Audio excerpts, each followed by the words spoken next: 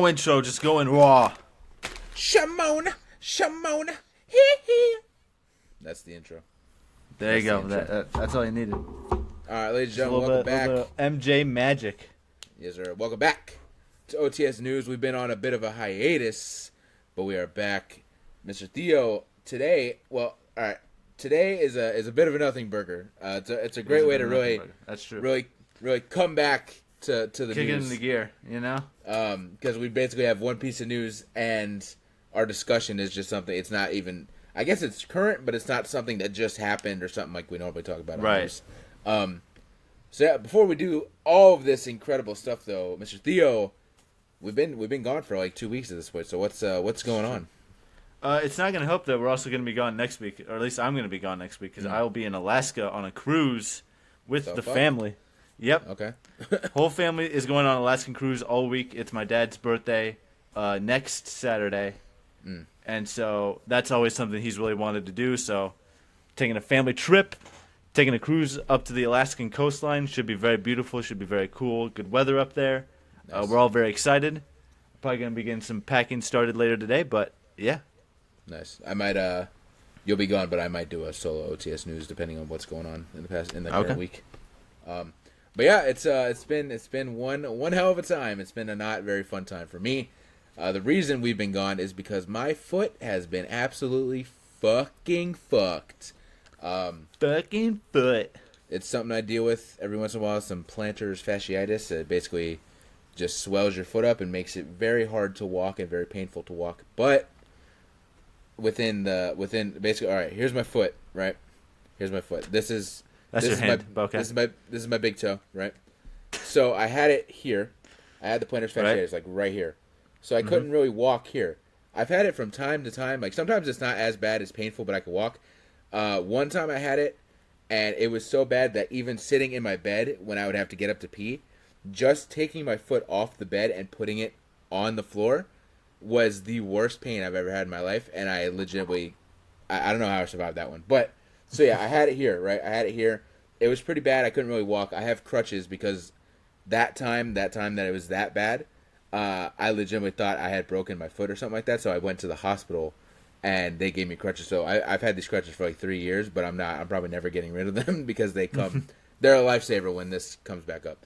So yeah, I was using crutches and stuff. But you still kind of not walk, but like when I go to the bathroom, I have to like adjust to get closer to the toilet without the crutches. So like you still have to utilize your foot. So like I would have to use this side of my foot to try and like shift the weight. So as I was doing that, I would be lifting my foot like this, right? I don't know what I did. I fucked up something like right here in my towards my big toe. Like it's happened before. Like I don't know if I just I'm assuming I just bruised it or something like that.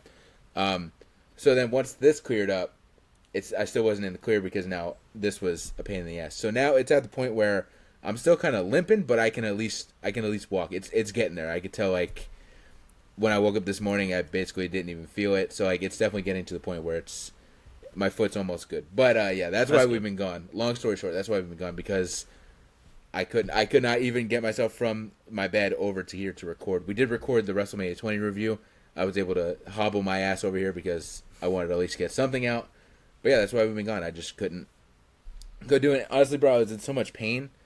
Like, it was so much pain that, like, it was one of those things where you're in so much pain you can't even focus on anything. So I was like, I don't even think I could record a podcast because I would just be so, like, fogged out and just gone. So yeah, we watched WrestleMania. You came over. We hunkered down in my room because again I couldn't get down the stairs. So we watched it on the TV here and had a good time with Wyatt on was he over for? He was over for night one. He was night one, and then and then Nova was here for night two.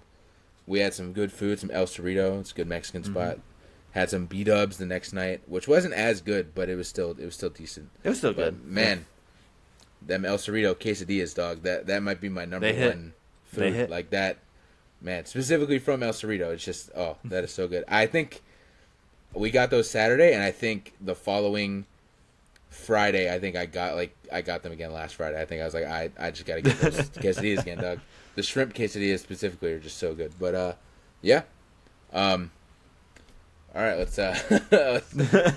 There's so much that I'm just so overwhelmed with what we have to deal with here. But let's dive into our song of the week this week, Mr. Theo.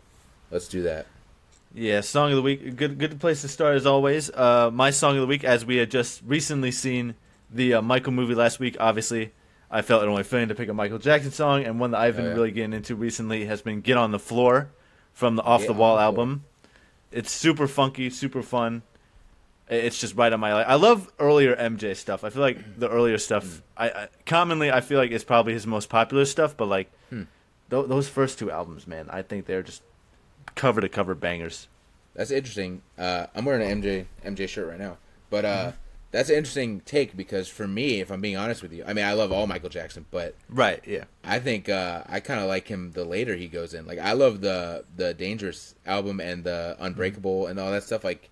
Obviously, I love Thriller. I think Thriller is like the greatest album of all time. But yeah, like even that early, like the late '90s, early 2000s stuff, I love from Michael Jackson more than probably Off the Wall. Dang. So okay, yeah, that's still my song of the week. It's all bangers. We had a fun time with the movie. Right. Well, we did. I don't think apparently Wyatt didn't. I don't know what the hell got into that guy. I can understand that if he doesn't like the movie, it does have its problems, but I still think it's a very fun movie in general. I'm excited for part 2. I think at this point they've already greenlit part 2 because it's like the biggest box office opening for any biopic ever or something like that. It's like $90 million already. Is that true? Did it beat out Queen? I believe it did. But yeah, so Wyatt posted when we were there. We were walking out of the theater. I was hobbling out of the theater. Wyatt said, "I felt like all I did was just watch like his music videos and stuff," and I was like. Did we watch the same movie? Because, of course, yes, there's his performances in there. There's the music videos in there.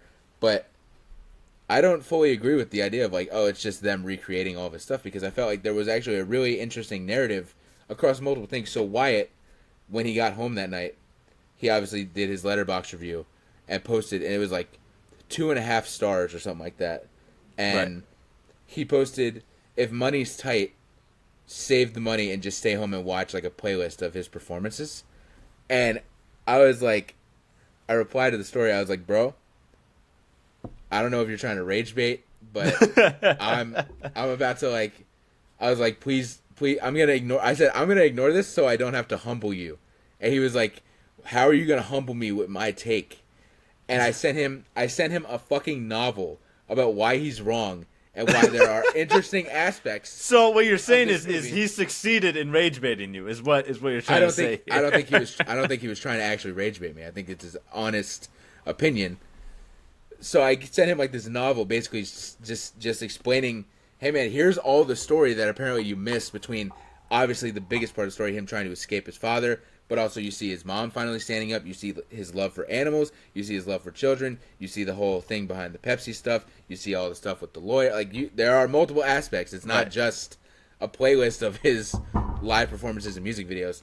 And I think I actually did humble him because then he immediately just like he replied, but it was just he didn't fight at all, bro. He just got like very quiet kind of thing. Like it was not. I think he realized like, oh shit, okay, maybe I did fuck up here. But yeah. So we did see the Michael movie. I thought it was a good time. I loved it. I'm excited for part 2. Again, part 2 I think might be the more interesting aspect because that's where things really go uphill and very much so downhill for that man. Compared to this, where again the first part just explains really like him trying to. Become his own and get away from the Jackson 5, but also really get away from his father. Whereas part 2 is going to be covering, a lot. And really just stuff. Become the international sensation that he was destined to be, pretty much. Right. You see his rise, whereas here you see, in part 2, we're going to see more of his rise, obviously, because he only got bigger. Yeah. But then we're also going to see, like, the downfall, or at least what people will want to say is his downfall with. Right. I don't know what they can cover with all the different kind of child cases or whatever. Mm-hmm. I'm not sure what they can cover, but I'm sure they would have some aspect of that. But then also, I'm sure it's going to go into more of his plastic surgeries and his relationships with Lisa Marie Presley and his kids and all that stuff, as well as his addiction. That was his biggest downfall was his addiction to painkillers. So yeah, I'm excited for that. They haven't started filming. I know they have parts of it because I already saw one photo that somebody took on set when they were filming part 1 that I'm imagining is going to be in part 2 of him of Jafar as Michael, with a very different skin tone, a very lighter skin tone at Neverland Ranch and stuff like that. So there was a lot of stuff that was supposed to be in part 1 that they had to take out or whatever. But I'm assuming, even though they haven't filmed part 2, I'm assuming there's going to be a good amount of stuff that they are going to reuse for part 2 that they couldn't use in part 1 and stuff like that. So it might make filming a little bit easier because they might have a good amount of stuff that they can already utilize. But yeah, I'm super excited for part 2.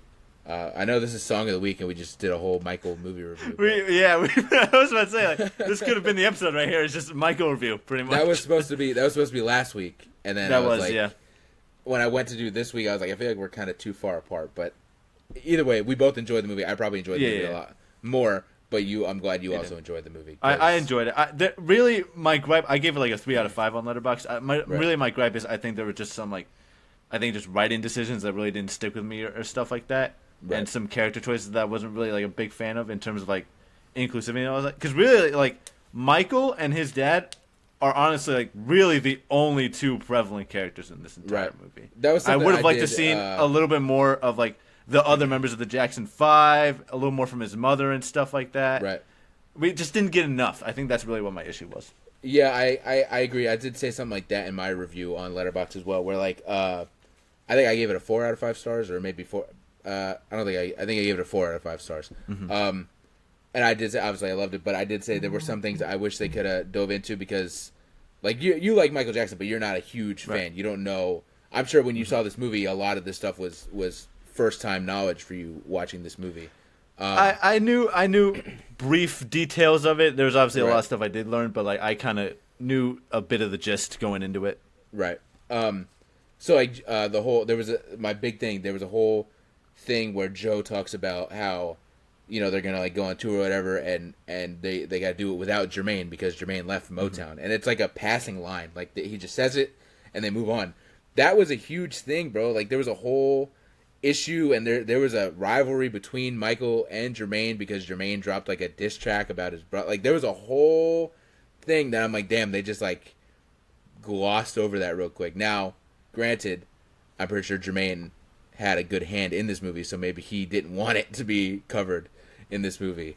But that's where I was like, damn, I would have loved to see them dive in a little bit into the relationship between the 2 of them after that happened and whatnot. Same thing with like, I respect her wishes, but Janet didn't want to be in the movie at all, and I'm like, how are you going to make a Michael movie without his sister, who was like one of his best friends, and he has a song with like. So I was like, damn, that kind of sucks that she's not even in the movie at all. Like, we just have to pretend that she just doesn't exist in the universe. Right. Yeah, pretty much. There's another sister, too. I'm forgetting her name. That was like an older sister who also lived in the house with them. She's also not in the movie, I believe. So, like, when you watch this movie, you just assume, like, LaToya is his only sister. Right. Yeah, so there were some things that I wish, again, like that, they couldn't do anything with that because if she doesn't want to be in the movie, she doesn't want to be in the movie. You can't just force that. And they had to change a lot of stuff because, again, originally this was just supposed to be one movie. There wasn't going to be 2 parts. It was one movie that would cover his life. And they had to take stuff out because they filmed, I told you about this, they filmed a whole 3rd act that would have covered the first kind of case, the first child molestation case or whatever. And that's kind of where the movie, I don't know, maybe it was supposed to be part 2 because the original ending still doesn't cover, it's not like his death or stuff. Apparently, the original ending would have been him at Neverland with like police sirens in the background and him like in the bathroom looking in the mirror, and that's where the movie would have ended. Clearly, that's not where his life ended. Clearly, that's not anywhere near where his life ended. Yeah. So maybe there was always supposed to be a part 2, but part 1 definitely would have had a more intense ending rather than just the beginning of the bad tour. So like, there's a lot of stuff that they had to go around. So honestly, I've seen a lot of people say it. I agree. It's really a miracle this movie came out at all because of the amount of shit they had to deal with people not wanting to be in the movie, trying to change things, then legally having to change things. It's really a miracle that we got this movie at all. So I'm glad that it did come out in whatever form that it is, Right. Honestly, the legality of this whole entire movie is really, I think, what would have been the biggest hump and was the biggest hump in making it and producing it and stuff like that. So obviously, I'm very happy that it did come out. I think it was a good movie in general, but like still, just a lot of stuff was missing, and I feel like I needed more. Right. Again, I'll get to my song of the week at some point, but right, we'll get there. We'll get there eventually. I'm excited to see part 2. It's going to dive into so much more. I'm excited to see what happens when all of his other music comes out, like the Dangerous album and Unbreakable and all that stuff. And again, dealing with having kids and his relationships, and still his relationship with his family and his father and stuff like that. It's going to be very interesting to see where part 2 goes. Also, shout out to Coleman Domingo, bro. That man fucking played the hell out of Joe Jackson. Yeah. Like, obviously, I think Jafar is easily the star of this movie, obviously, because he's playing Michael, and he looks a lot like Michael, and he does very well to portray Michael. Turned into Michael, pretty much. But, like, dude, all 5 of us, bro, we were just hot on Joe Jackson anytime that man was on screen, bro. And I think that just really is a good credit to Coleman's acting ability there, for sure. Yeah, I thought the whole cast did a great job. I thought Nia Long as Katherine Jackson was also great. Miles Teller in there as his lawyer was great, even though that also annoyed me that Wyatt just like could not understand the idea that an actor would take an acting role. That was the funniest part of that whole evening, bro. It's just every time that man popped up on screen, Wyatt would just start cracking up laughing. It was annoying me because I'm trying to lock the fuck in, and I just hear Wyatt laughing off at the end of the row. I'm like, bro, please. I get it, but please contain yourself, bro. Again, I will be honest. They don't do much to make him not seem out of place, though. I will be honest. Okay. What was I gonna say? Yeah, I thought Jafar legitimately turned into Michael Jackson. I thought it was interesting too. They really. I didn't realize how much they were gonna kind of CGI his face, because I think in general he doesn't necessarily look a ton like Michael. So like when we were watching, obviously with the prosthetics and the makeup, that he looks more like Michael. But then they clearly, in certain scenes, a lot more, they like digitally kind of touched up his face to look more like Michael. And there were times where I was like, holy shit. There was one time he was in the, I think it was when he was going to do like Thriller and stuff, and he was in the studio and he was sitting in the chair before he actually went into the recording booth. And I was like, holy shit, this looks like, in my head I go, okay, it does look a little like deep fakey a little bit, but it looks exactly like Michael Jackson. I was like, holy shit, like it's kind of scaring me a little bit. It's like trippy, you know.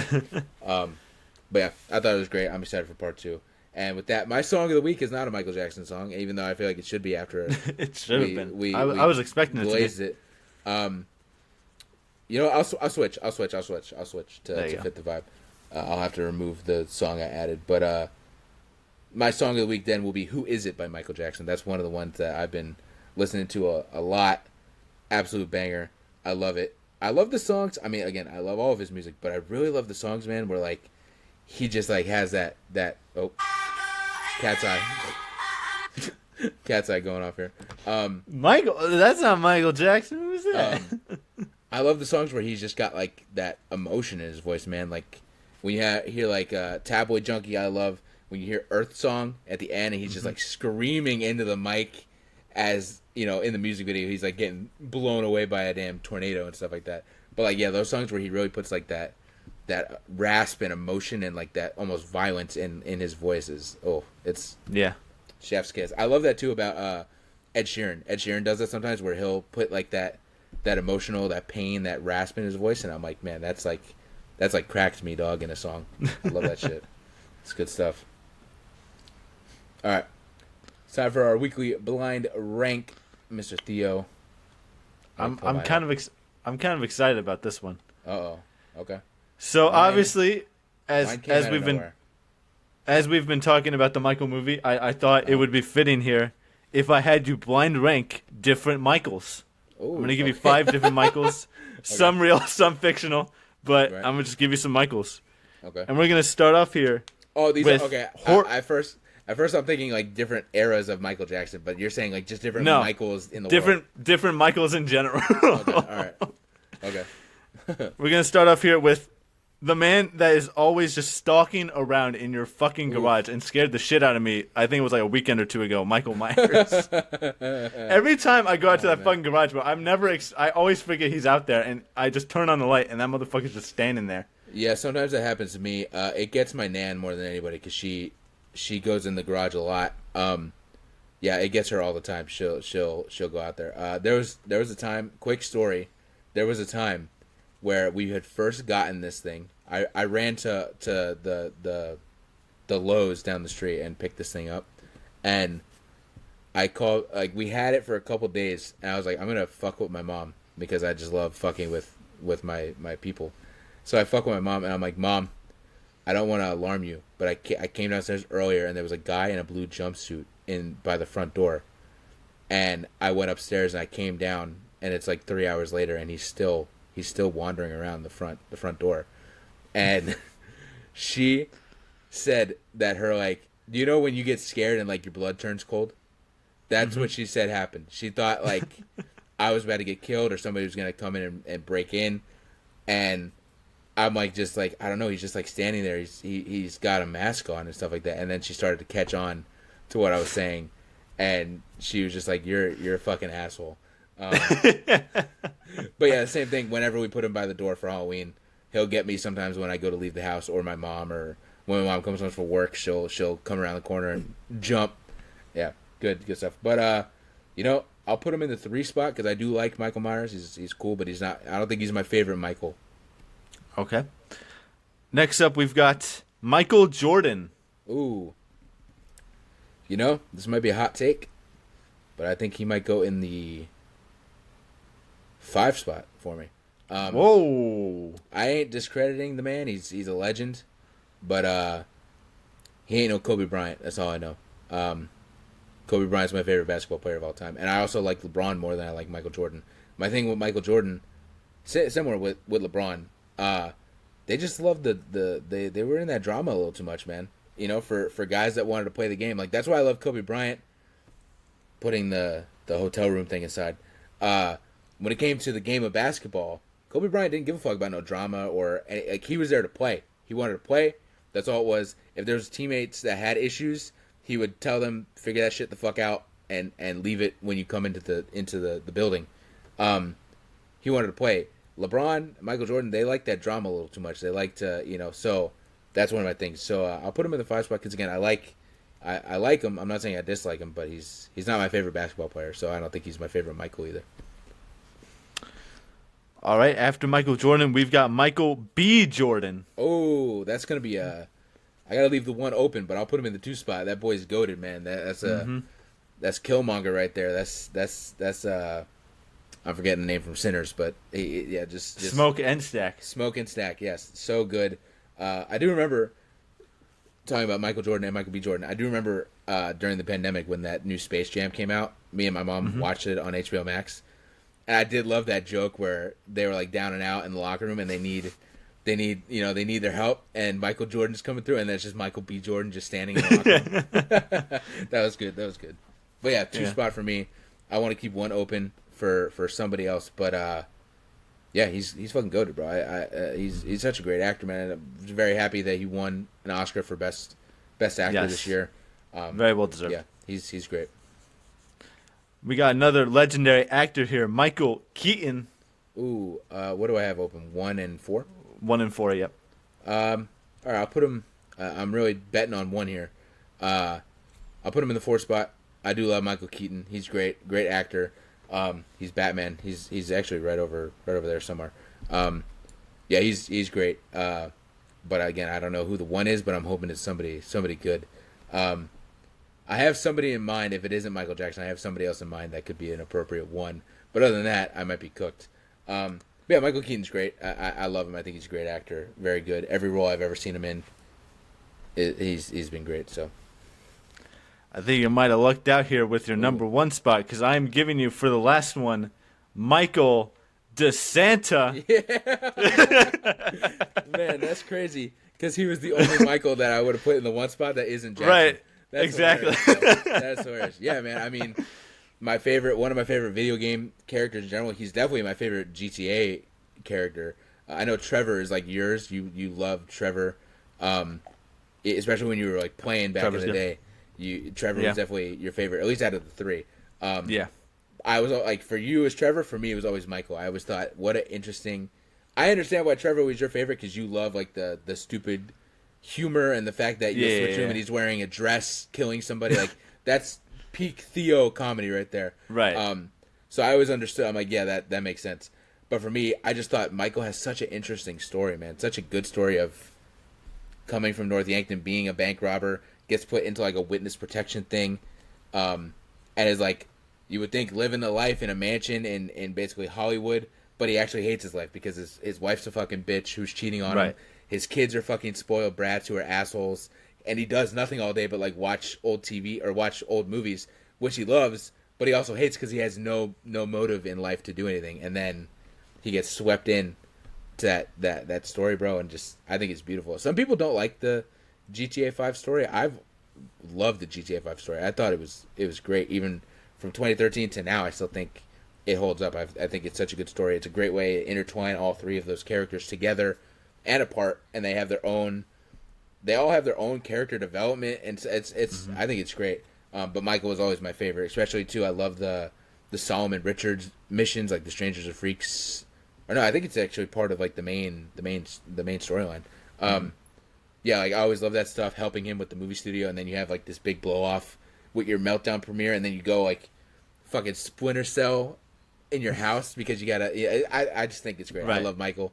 I love his anger and how he has like that short fuse and stuff. I just think Michael is such a good character in general, such a well written character.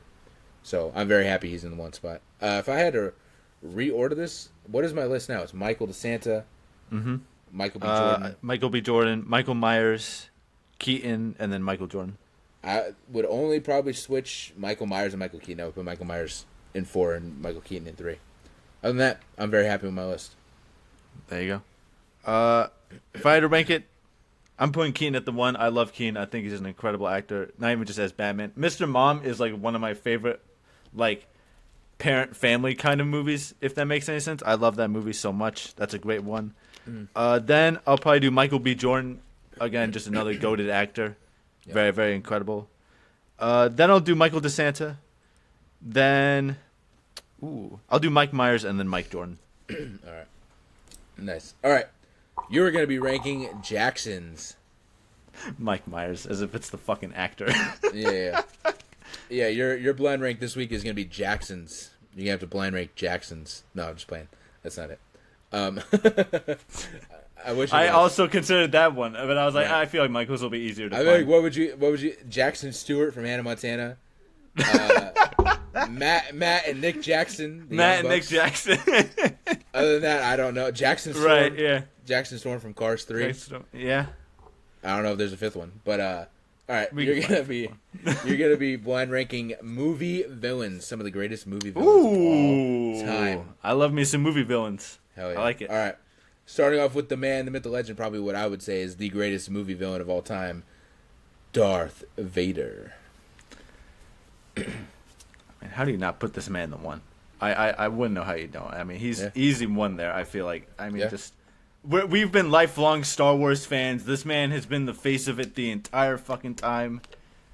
Just some of the most incredible character writing and moments in cinema history with this guy. Yep. Easy number 1. All right. Your next one, a bit of an anti-hero, but he was a villain for a good bit of time, especially when it comes to 2012's Avengers movie. Your next pick here is going to be Loki. Ooh. Am I ranking him as a villain, or am I taking the whole character's story? I would say that kind of changes it. I would say as a villain. Like, these are movie villains. I say, right, anything up till like Ragnarok, because Ragnarok is where he really kind of changes. Up to Ragnarok. Right. I might say 4. I'm not saying he's a bad villain. I just think there are definitely a good number of movie villains up there above Loki for sure. Okay. Yeah, I can't blame you because again, he is great, but if you only go as a villain, you really have the first Thor, Avengers, and the second Thor. That's kind of right. He's not, you know what I'm saying. But as a whole, as a character, one of the best characters ever. Because if you're like taking out like the Loki show and stuff like that, that's just a huge part of his like character development and history and stuff like that. Right. But yeah, overall as a character, he's in recent time, in the past like 20 years, he's one of the greatest like cinematic characters ever. All right, your next one. Oof. All right, Mr. Theo. It's getting rough here, brother. Your next one is going to be Heath Ledger's Joker. I mean, that's got to be 2. He's right there. He's right there. He's right there. That's gotta be he's two. right. He's right behind me, isn't he? He is. He's factually right behind you. But yeah, that's gotta be a 2 spot. I mean, like, to take the character that he had and just completely change his entire life with it, and just also how he performed that character to such a unique way in where it completely redefines the character, I think is something that we haven't seen since and might not even see again to that extent. Because it's like, when you're talking about the best Joker, that's the answer to the conversation right there almost every single time. Maybe like Mark Hamill, if you really want to go into like the cartoons and stuff like that. But like really, it's him is very much so in contention for the one always, and that's just because of how he redefined that entire character, how he played that character and stuff like that. It's something that we're really not going to see again, I feel like, in any sort of capacity. Yeah. And not to take anything away from Mark Hamill, because he is great as Joker, but it's also different. Like, voice acting is acting, and it can be very strenuous when you see some of those behind the scenes and people really get into it. But he wasn't on set in full makeup and full costume for 8 hours a day. So, like, that also changes that the dedication that he had to put into that and giving that performance is different than... I think, really, for the conversation of Mark Hamill versus Heath Ledger, it's like Mark Hamill perfectly captured the character of the Joker as he already was. Heath Ledger completely changed it into something different and new and exciting. And that's really where that contention... Right, it's to the point where now a lot of Joker adaptations are just like Heath Ledger version. Exactly, yes. He kind of changed. Kind of similar to almost like... I know it might sound a while because the performance is not on the same level, but similar to like Margot Robbie's Harley Quinn. Like, I feel like every Harley Quinn now is just her like Harley Quinn, Margot Robbie. Yes, completely changed the game. Yeah, for sure. All right, you may have fucked yourself though because you've given away your 1 and 2 spot already, brother. And shit, I don't think you're gonna be very happy. But this one you may be okay with. But number 5, you may punch that Kermit doll behind you. Number 4 is going to be Constantine, isn't it? Number 4 is going to be probably the best Marvel villain of all time, Mr. Infinity Saga himself, Thanos. Fuck. Yeah. I'm going to be honest. I might put him at the 5 spot. I know it's kind of crazy to say, but like, I like Loki as a character so much more. Even if we take away the Loki show, I think there's so much interesting stuff that they did with that character and did so well with that character and performance that I'm just like, of course, Thanos is the big bad of the entire MCU. Thanos, your boy Thanos, yeah, singular, one Thanos. Yeah. But I just can't put him above Loki. I just really like Loki so much as a character. That might be a hot take, bro. It might be a hot take. I don't know. I feel like there are, like, it's so hard to explain why I feel this way about Thanos. Cause it's like, obviously, incredible villain, legendary villain. Right. It's going to be really hard for them to do something with a villain that gets to this level again. Not Doom even just in the MCU, but Doom has a lot of shoes to fill, and he's coming in way too soon to really, I think, fill those shoes. Because Thanos got set up as a villain for like a decade straight, pretty much, almost. Right. A little bit on off there, but like years and years of setup and stuff like that. And we're just now getting straight into Doom. I don't think he's going to be able to fill the Thanos shoes. I don't think any villain realistically can really fill those shoes. Not even just in the MCU, but also even like DC or anything like that. It's going to take so long to set that kind of thing up. Right. Honestly, you're going to be like, yeah. If there's a character that could be close to filling, like being on a level that Thanos is in like current day superhero movies, it's Lex Luthor. If they give Lex Luthor a 10-year run of building up, he could at the end of it when Nicholas Hoult, in 40 years when Nicholas Hoult finally gets taken off of life support and doesn't have to play the character anymore, he may be up there with Thanos. I could definitely see that happening for sure. But again, it's going to take a lot. I mean, we're going to have to obviously get through Man Tomorrow and future DC projects as well. But I think what really worked for Thanos in terms of his setting up is that we always got little teasers here and there and stuff like that of like, oh, okay, now he's doing this, now he's doing that. We're seeing him set little things up here and there. We're seeing how we get to that Infinity War and Endgame. Who's pulling the strings exactly and stuff. I think Lex Luthor is just... The only time you fully see him is in Guardians, like because he has a bit of a role in Guardians 1. Other than that, everything else is just literally post-credit scenes. Yeah. But even his stuff in Guardians 1, it's very, like, reserved. He's really only on there for, I think, like, a few minutes or something like that. Yeah, he's really got, like 5 minutes of screen time. Yeah. I just don't think, if it is going to be Lex Luthor to that extent, I think it's going to be very hard to do when he's already so prevalent in the first Superman movie. Even more prevalent now that he's going to be teaming up with Superman in Man of Tomorrow.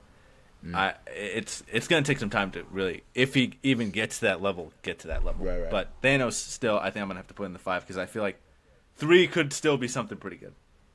Oh, 3 is going to be something pretty good for you, but I don't think you're going to be happy with the placement. Because in reality, this should be your 1. It's going to be Jack Nicholson's Joker. You know, as Yeah. yeah. You kind of got me. Okay, first things first. Not over Vader, 100%. I just want to get that out of the way right now. I think Vader's just too legendary of a character. Obviously, I respect that. Put up there, but that's an internal. Like, obviously, we talked about the battle of like Mark Hamill versus Heath Ledger.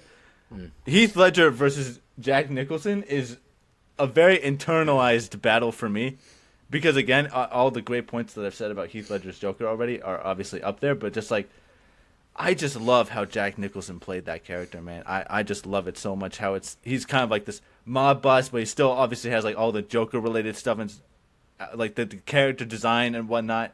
It's just so much fun, and I think that's really what I like so much about how he performed that character, and that whole movie in general is that it was just such a fun interpretation of Batman that we just have not gotten in so long, because of how everything just feels so much more serious now. But I just love that adaptation. I'm fine with putting him at the 3 spot, like, realistically, but like, Right. Those two can switch really at any time, just depending on how I'm feeling. Right. All right. If I have to not blind rank this, but rank this, Vader at the 1. Clearly, yeah, that's no. Obviously, that's yeah. no joke. You can't. It's not even a conversation. Right. Heath Ledger at the 2. That's also not a conversation. The 3. I might go Thanos. I might go Thanos in the 3. Loki is one of my favorite characters. He's probably in my top 5, definitely top 10. Whereas Thanos isn't. But on a pure villain to villain basis, I think Thanos clears Loki, because again, we only got Loki as a villain for really like three movies. But if you're taking Loki as a whole character, he's probably he's like the best character just in the MCU in general. But as a villain, just pure villain, I think Thanos does have the edge there, because he had such a, I mean, people have said it 1,000 times, like, he had such good motive. You know what I'm saying? You understood his motive, whereas like for Loki, he kind of does have like he was just evil to be evil, because that's like his curse kind of deal, you know? I mean, he did have his reasons, but his reasons weren't as understandable as Thanos, who just... Loki's, I feel like, was more self-centered, I think. Right. Whereas Thanos was actually actively trying to do the right thing, just in the worst way possible, you know? Right. So yeah, Thanos, and then probably Loki, and then Jack Nicholson's Joker is just... I wouldn't even put him on the list, to be honest with you, but that's just my opinion. Might be a hot take for some people, but... I don't know. I think Jack Nicholson's Joker, in my opinion, from what I see, does not get enough love. That's my opinion. I think he gets too much love. No. I think we're just gonna have to agree to disagree. It is interesting, because we are like best friends, cousins, so locked in, but it's like a perfect case of we love all the same things but have almost completely different opinions. That's what it is. That's really what it is. Great. That's honestly what's so fun about it. Yeah, it's great. The difference with us though and like the Escape Pod podcast is you and I don't care enough to ever like get mad. You know what I'm saying? Like, right. Maybe we do, but we never are like Andrew screaming at we never get into screaming matches or anything. Right. No. Worst case scenario, one of us just goes like, "Yeah, you're fucking stupid." That's pretty much how it goes. Worst case scenario. All right, let's dive into. We got a lot of news to dive into here this week. So much news! Oh my god! One news. Yeah, one news. James Gunn has officially confirmed that Lanterns will be premiering August 16th on HBO Max. I know we're both excited to see this show. I've been wanting to dive more into the Lanterns again. I watched. It's probably almost a year ago at this point. I watched Justice League New Frontier, which very much is an animated movie that very much kind of focuses on Hal Jordan. That was really my first, outside of, as a kid, maybe seeing like the Justice League show and stuff like that. I don't even know how much he's in that.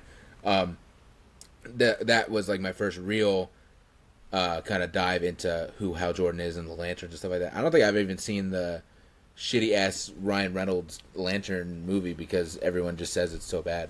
So I don't think I've even It's seen not that. worth it. Right. It's not worth it. So I'm excited for this because I'm excited to really dive into. I'm assuming we're going to get some version of an origin story or some flashback that'll kind of give a bit of an origin story for both Hal and Jon Stewart and stuff like that.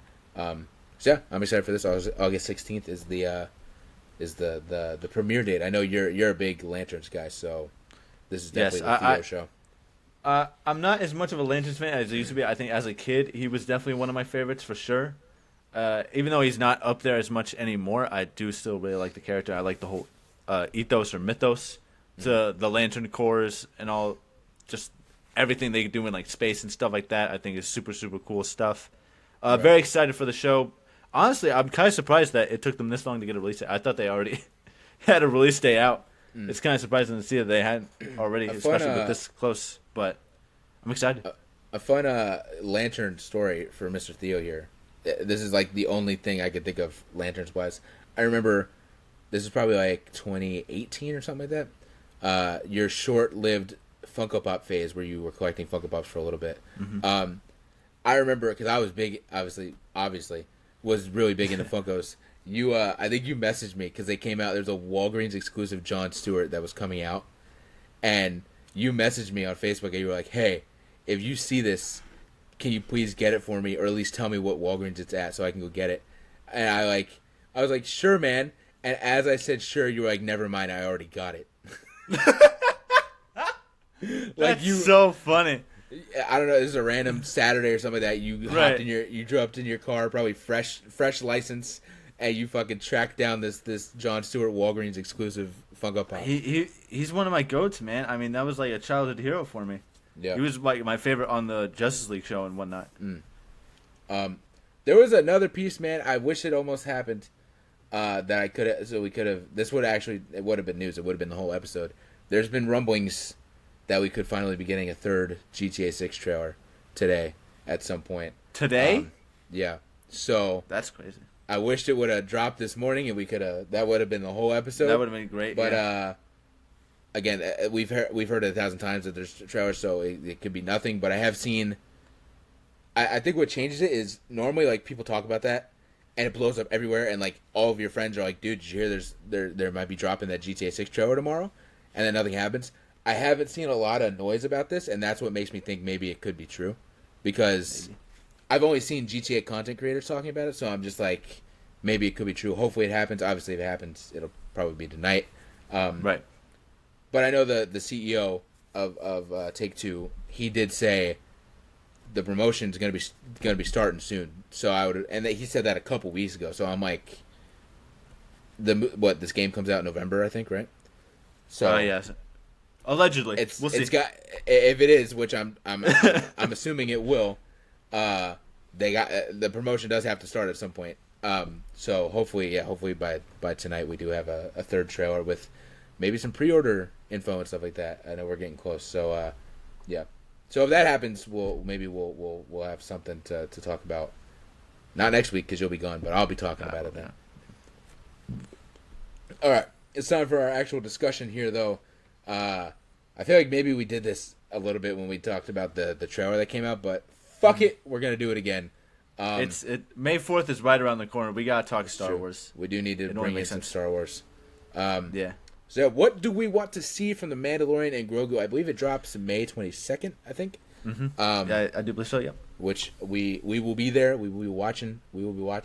I know a lot of people are not super hyped up for this movie. A lot of people don't really care. And luckily, you and I are in the same boat here, where we're just like, it's fucking Star Wars, dog. Like we're Star Wars enjoyers. We're right. gonna be watching whatever they put out. Right. And this is the first Star Wars movie in literally like 7 years at this point. So we've been waiting. Even though I can see the understanding of people saying it kind of just looks like an episode of the TV show and stuff like that. And I'm hoping that's the opposite of what happens. But again, you mean the TV show that helped revive Right. the franchise after the sequel trilogy got smashed into the ground? that's what I was about to say. I'm like, people were complaining that it just looks like an episode of the TV show, but I'm like, okay.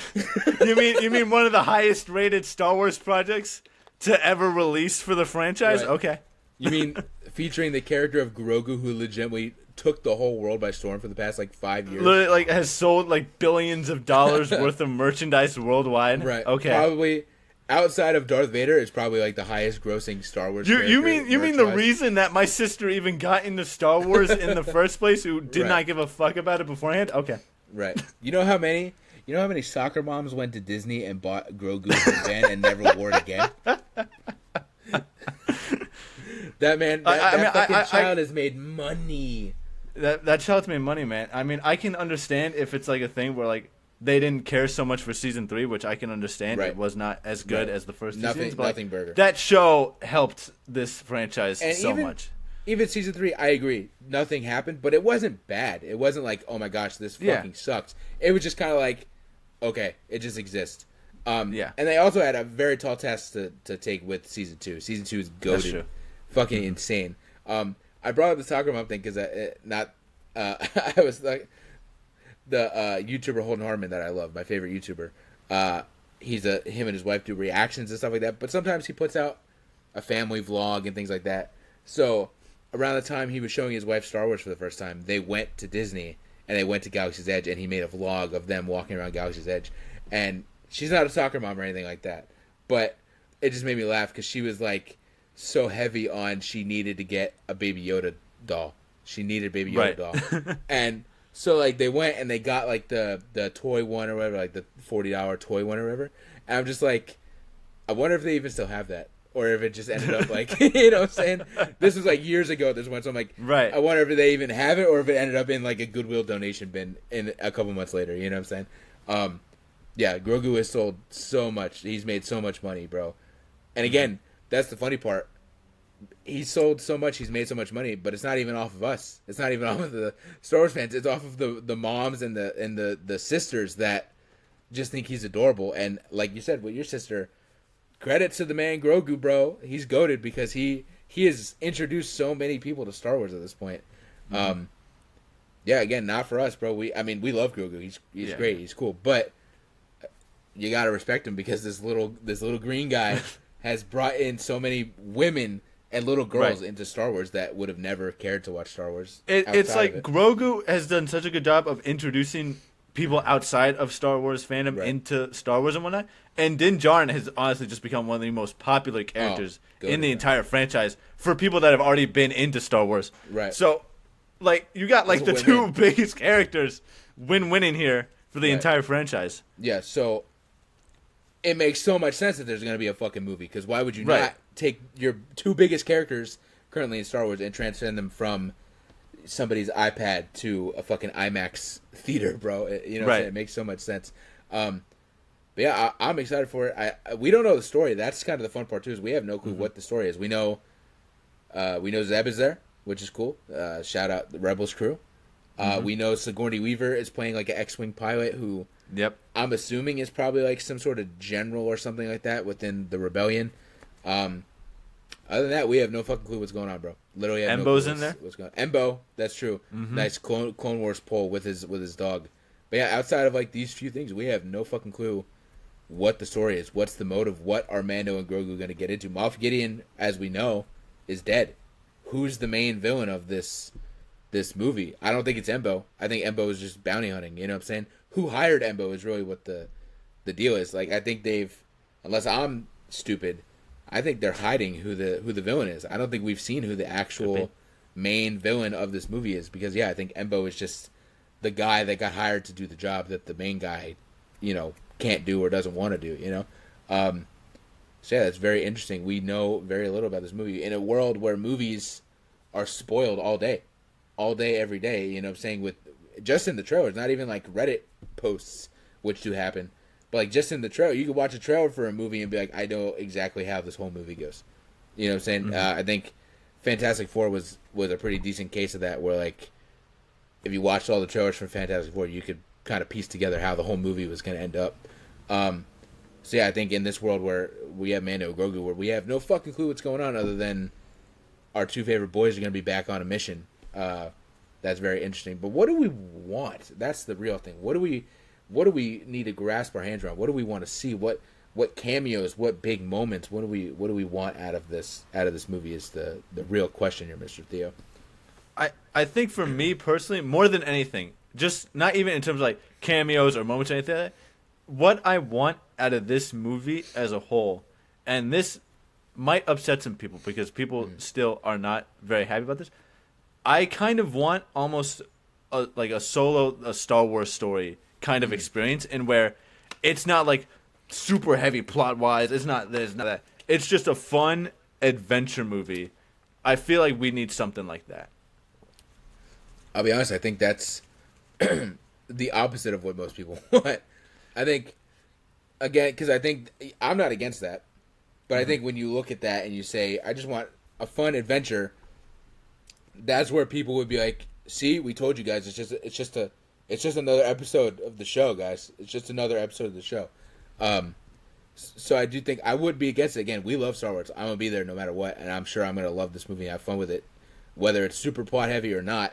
But I do think there needs to be something that does kind of give it a reason to be a 2-hour movie and not a 40-minute TV episode. You know what I'm saying? Mm-hmm. There's got to be a reason they took them to the big screen outside of just money. You know what I'm saying? So yeah, I think that's my big thing. Again, I would be cool with this fun solo adventure. Just let them have some fun. But I would like to see something big. I feel like, especially after. I think that's the big crux of the idea too, is that with season 3 kind of being a flop and people saying nothing happened and not being a big fan of it, I do feel like this movie has to hit something. Because if not, if you have season 3 and then you have this movie, people are going to be like, The Mandalorian and Grogu are dead. It's a flop. It ruined it. Disney ruined The Mandalorian and Grogu. You know what I'm saying? Well, I think really the issue is that you really kind of have to take into consideration here is that Star Wars fans are always terrible and always shit on everything. So it's going to happen regardless, I feel like. That is true. But I do think, here's the saving grace, though, I think, for, like, if you look at the Mandalorian show versus the Acolyte, right? The Acolyte got fucking blasted into oblivion. Blasted into oblivion. Yeah, that popped in my head as soon as I said that. I understood that reference. Yeah. It got torn apart, and it just, people hated it. I think the saving grace for the Mandalorian, going back to what we were talking about before, is the women and the children, dog. You know what I'm saying? I think that's the saving grace of what keeps the Mandalorian and Grogu going, even when you have these insanely toxic, horrible Star Wars fans that are just trying to, like, eat it alive. And again, Mandalorian Season 3 came out. I don't want to say it sucked, but it exists.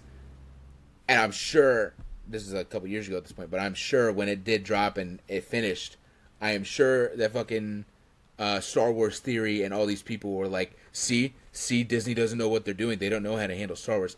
But I think the women and the children's love for Grogu is what keeps it, like, keeps backing these people away. Right. You know what I'm saying? So I do think, yeah, there probably will be a good amount of hate no matter what for this movie, but I don't think it's going to get the crazy amount of hate that we would expect, because I do think the women and the children are gonna be excited and are gonna love it no matter what happens. As long as Grogu doesn't die, I think they'll be okay. If they killed Grogu, then the floodgates are just opened. If they kill Grogu, that's just gonna tank their stock, bro. They're just gonna lose so much fucking money at that point. Right. But I do, going back to the original kind of thing, I do think we need something big and juicy to really, because I also loved, I hated, they set up such a cool thing with Season 2 where Grogu went with Luke to become a Jedi. And I understand them putting them back together again. There's too much money to be made with Mando and Grogu together. So I get the point. But I hated how they shoehorned it into the Book of Boba Fett. And I hated how Season 3 does not even, like, talk about the idea that he's supposed to be a Jedi. It's just like, no, he's just a Mandalorian now. Yeah. So I'm like, we need some story there, because Season 3, nothing happened. So I'm like, if the idea, like, when I'm thinking of it, the quickest thing I can think of is, okay, he's going to be, like, the next, like, Vizsla, right? Like, that would be his kind of thing of, like, he's going to be the like Grogu will become the Mandalorian, who's also a Jedi, right? He's, you know what I'm saying, like the old times. That's my thought. We need to start seeing that though, because it's like season 3 didn't talk about that at all. So I'm like, what is the idea? So that's where I'm like, hopefully, maybe this movie, maybe they're on the run from some big bad, but also maybe at the same time they're trying to get somewhere to get Grogu, maybe not training, but like to help Grogu strengthen his connection to the Force still, you know what I'm saying? Or maybe they're trying to find some ancient text that the Vizslas wrote back in the day that can explain how Grogu can become a Jedi while still being a Mandalorian. Like that, I need something like that really progresses their characters along, because season 3 really did nothing to progress their characters, you know? That really, I think, I know I'm more on the side of like, I want this to be like a fun adventure movie and stuff like that, but I feel like the plot is still important, and I think it's definitely, especially because like now that they're like the central faces of this franchise and the story is pretty much revolving around them, how they move forward with these characters, both during the movie and what's going to be happening after the movie, I think is heavily important to the story of Star Wars, especially in this new era of the New Republic after the original trilogy and whatnot. How they move forward with the whole galaxy like that, if they're just focusing on these two. And I feel like the problem I really have with that is that I feel like they've kind of put themselves in a corner in where they don't want Grogu to go down the path of like a traditional Jedi. And now they're just trying to having to write themselves out of that corner is going to be the biggest struggle of what do they do with this Grogu character? Because, yeah, sure, I mean, obviously he's going to make a shit ton of money regardless because he's the cutest fucking thing in Star Wars history. Right. But the story is still important there. His character development is still important there. What do they do with that now that they're in this corner of, well, he's Force sensitive and he wants to be a Jedi, but he can't be a Jedi because now he's a Mandalorian, but also he's not really, like, he still obviously has to focus on the Force, so now he's, like, kind of both, but not really one more than the other. How do they really solve that situation is really going to be the... Especially because now they can't go with the route of, well, we'll just send him to Luke Skywalker because then he can train with Luke Skywalker. Because they already did that, and they already pulled him out of that storyline. Right. I think a good thing, too, this could add into something. Something else I would want, right? Zeb is in the movie. That's one member of the Rebels crew. I would love if you know, we do get another, like a cameo from Hera and Ezra, because obviously the end of Ahsoka, we see Sabine and Ahsoka are still stuck in that other universe, but Ezra makes it home, and him and Hera and Chopper are together. So I would like to see Zeb, because Zeb's in the movie. We don't know what he's fully doing, other than I'm sure he's going to help the Mandalorian at some point. But like, what's his purpose? So I would like to see him reconnect with his crew, and I think what could be an interesting thing, because we do know that there is some Dave Filoni Endgame kind of. I think it was supposed to be a movie, but I think they changed it to a Disney Plus show or something like that. But that's supposed to be the big blow off of this Thrawn storyline that connects everything. I think we can get towards that in a good way, where Zeb reconnects with them. He finds out we got to go save Ahsoka and Sabine, and I think that could be a great way to end this, where Mando, you know, kind of gets roped into this, and he has to help them at the end of this movie.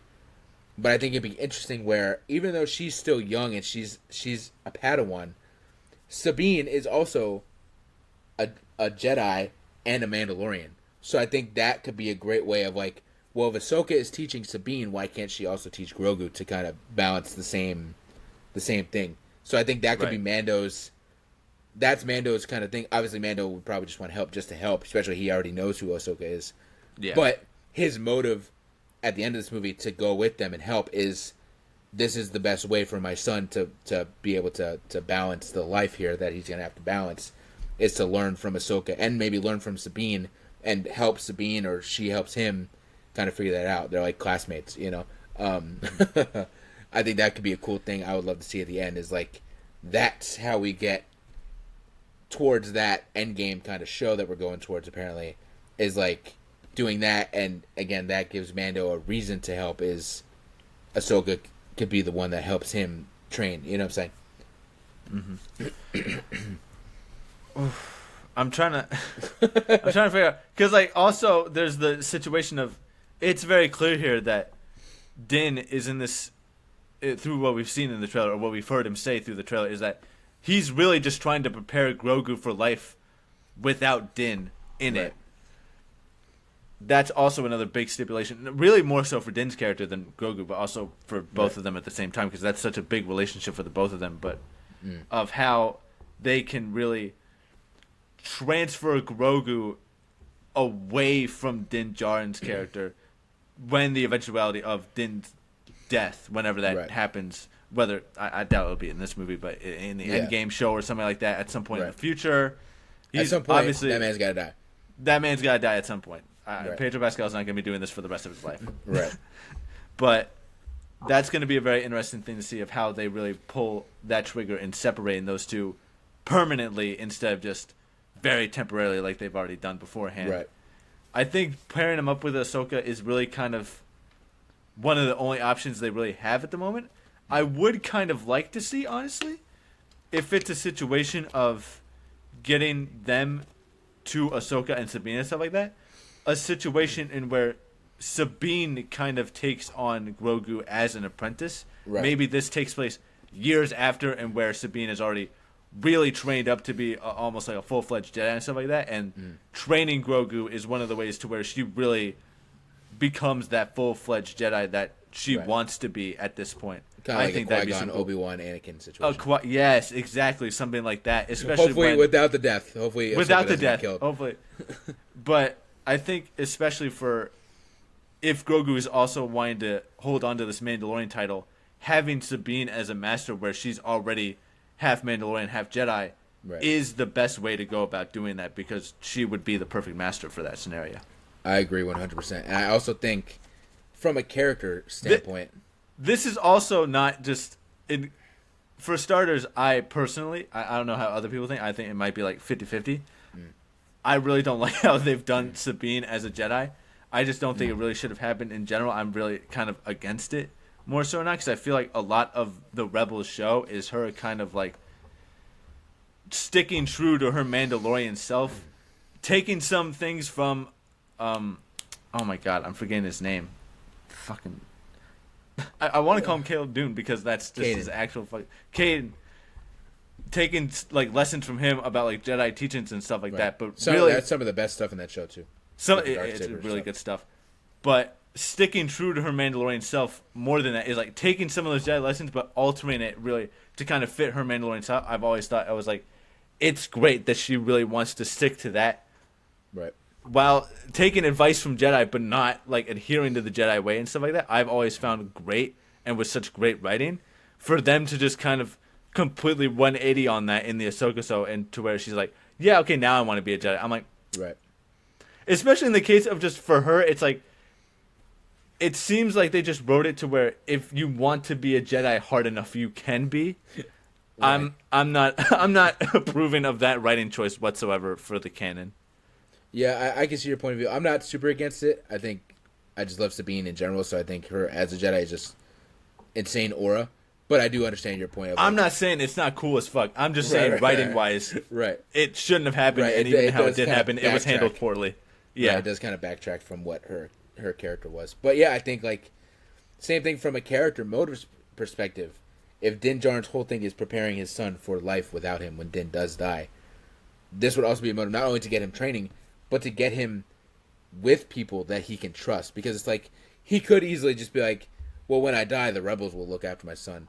You can't just expect the whole Rebel Alliance to, you know what I'm saying? Right.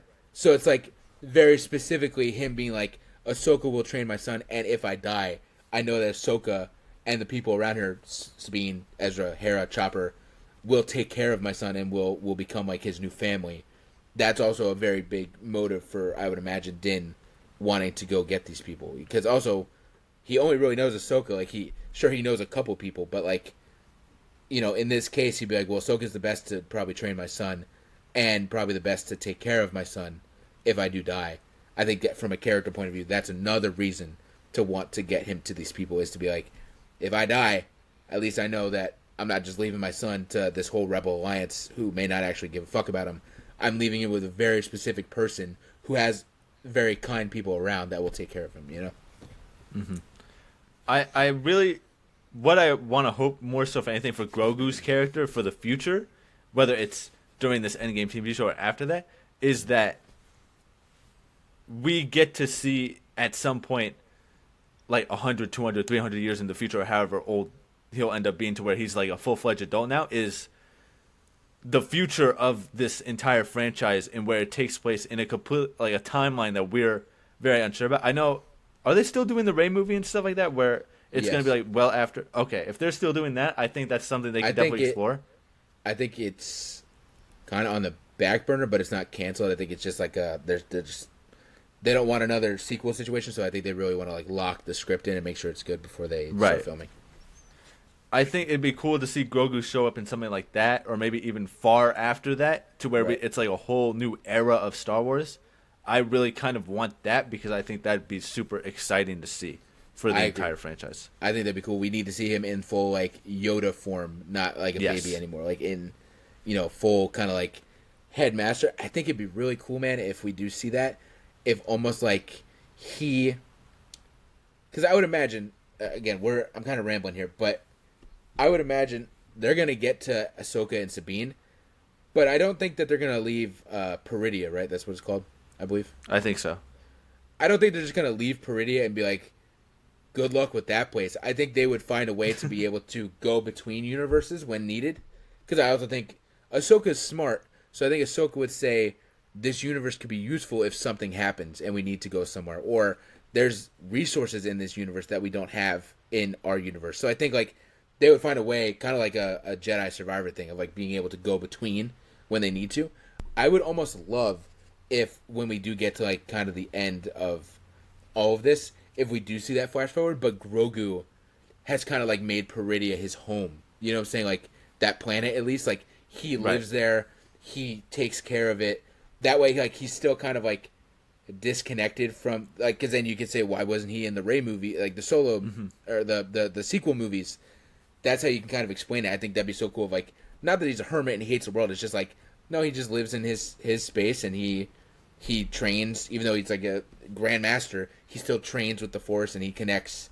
Maybe he's able to connect with Yoda or Qui-Gon. You know, like things like that where he just does his own thing, man.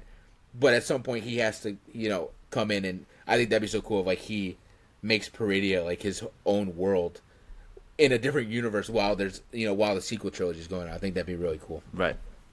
I'm glad you did bring up Jedi Survivor because that's something that's been on my mind for the past few minutes as well. It's so much more far-fetched than anything else we've talked about so far. But like, I think if there was a way to introduce Cal Kestis and the Hidden Path and Mandalorian and stuff like that, I mean, obviously it really kind of depends more so on the third Jedi game that we really get whenever that's going to be coming out.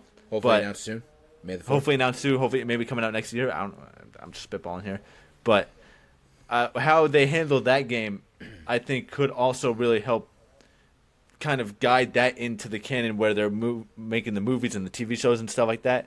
If there was a way, again, depending on how the game goes, we're just kind of going off Survivor, if Grogu kind of ends up with Cal Kestis on Mandalore and stuff like that, realistically, for Din, that would be one of the most safest places and safest people to like leave Grogu with in terms of like Jedi training and stuff like that. So if they don't go with like the Ahsoka and Sabine route and stuff like that, that's something they could also explore as well.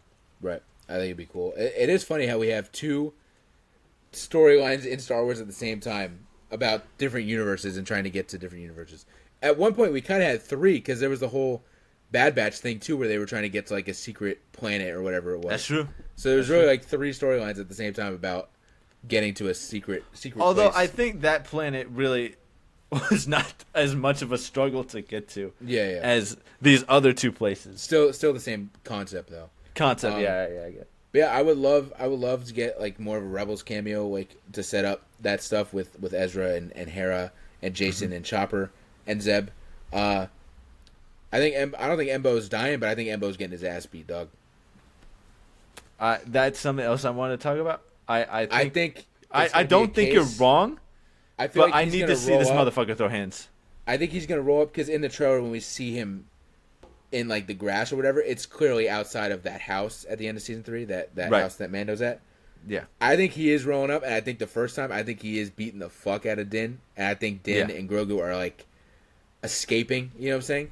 But I do think when it comes to it, when they meet up again, I think Din is just rocking his shit, dog. I don't think Din's going to escape. I feel like more so what's probably going to happen is that Embo's going to roll up.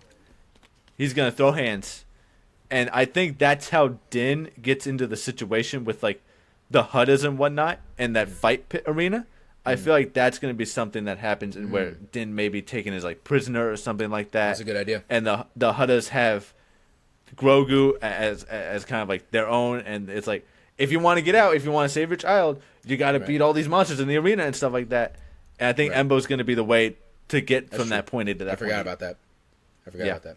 But that's another thing we haven't even talked about. What's Rada the Hutt's idea here, bro? What's going on with him?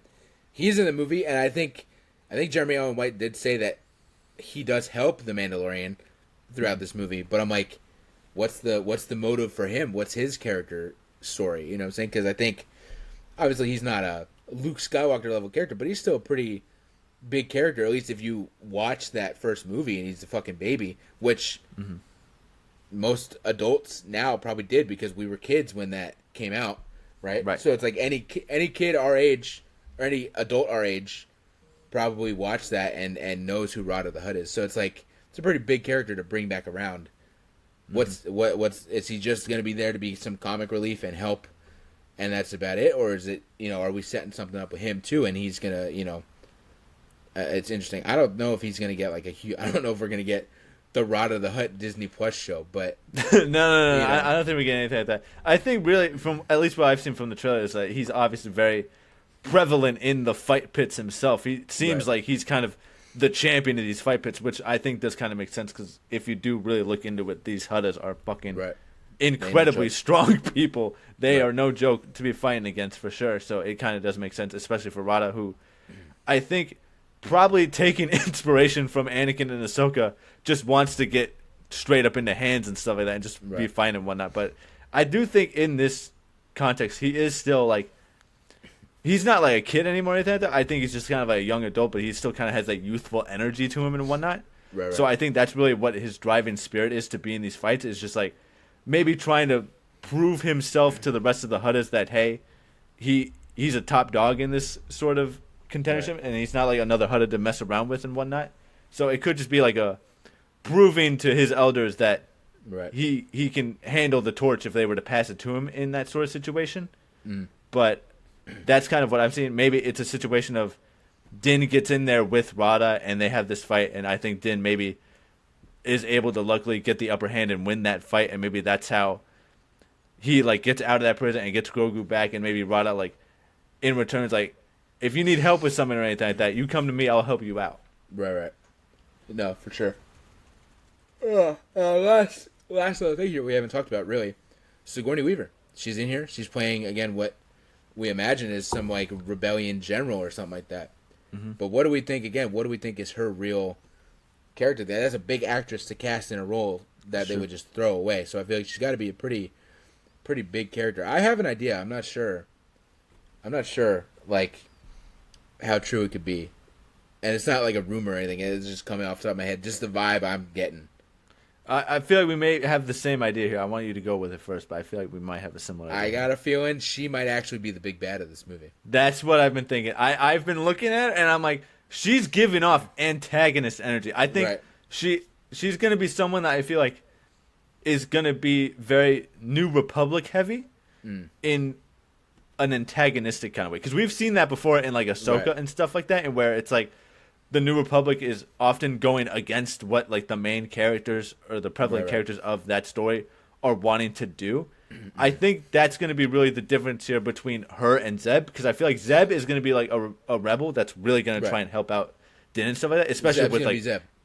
Zeb's going to be Zeb, especially if it's like saving Ahsoka and Sabine and stuff like that. He's definitely going to be involved. I think for Sigourney Weaver's character, I think it's going to be the opposite side of the coin, in where she's going to be like, I want to help you, but I can't. And then it's like, if Din actually tries to go with this stuff, I think she might actually try and stop him and whatnot.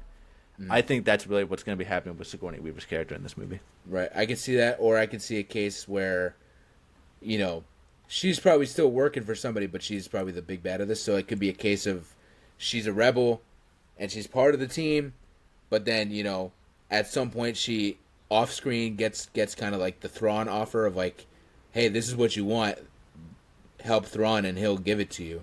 And that's where, you know what I'm saying, she changes and decides to kind of join his fight, and that's where it's revealed that she's the big bad because whatever her motives are. She wants something.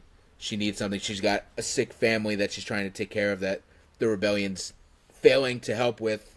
So whatever it is, she turns and goes, listen, man, it's really nothing personal. I just need this. And they weren't giving it to me. And this, I was told this guy Thrawn will if I help. So I can't let you pass. You know what I'm saying? I do think that would actually be a really cool storyline to do in Star Wars, because I feel like most of the time when people switch, it's either this rebellion guy was actually just an Imperial spy all along, or this Imperial changes their ways and goes and joins the rebellion. It would be very interesting to see. That's definitely the main one for sure. It'd be very interesting to see this person that grew up with the Republic and grew up with the rebellion and stuff like that change their mind and then go and help the Empire. I think that's something we really have not seen too much in Star Wars. I think that'd be really interesting to see. Yeah, we've seen the Bodhi Rook was one in the thing. And I think there was somebody in Mando season 2 or something like that switched or whatever. They were a part of the Empire, but they saw how bad the Empire is and they decided they want to join the rebellion. Yeah, we haven't really seen that where somebody's on the rebellion and decides, nah, this isn't for me, I'm going to the Empire. I think this is cool. Honestly the best time in terms of Star Wars lore to do that, because this is how the First Order gets set up. It's just the New Republic is just failing to help here and there. They're passing bad bills, they're not helping the people, they're doing bad legislation and stuff like that, and that's going to be the thing that drives people to be like, at least if I join the Empire or the First Order or whatever it's going to be ending up, they're going to be able to do the things that I need them to do, and they're going to be able to take affirmative action here and there. I think that's really going to be the driving force to why people join them. And I could see the persuasion of Sigourney Weaver's character being like, why would I join the Empire? You guys are dead.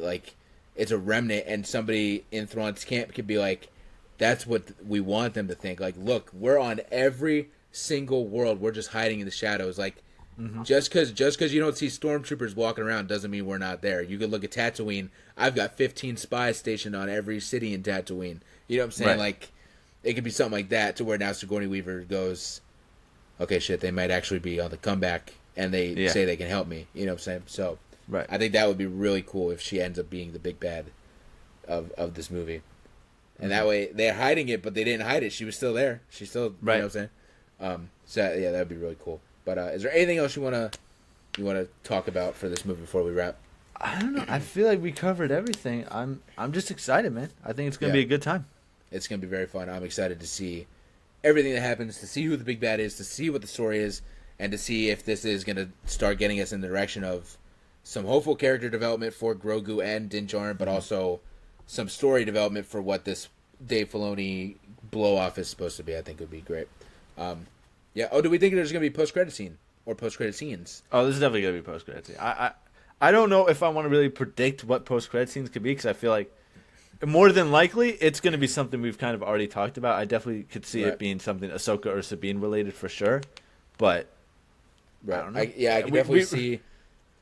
I could see there being maybe two, kind of going the MCU route recently of one kind of jokey one and one real one. The real one again probably being. There's going to be a jokey one. There's 100% going to be a jokey one for sure. So I could clearly see the real one being something with Sabine and Ahsoka on Peridia, kind of plotting or something like that. Just something short and sweet.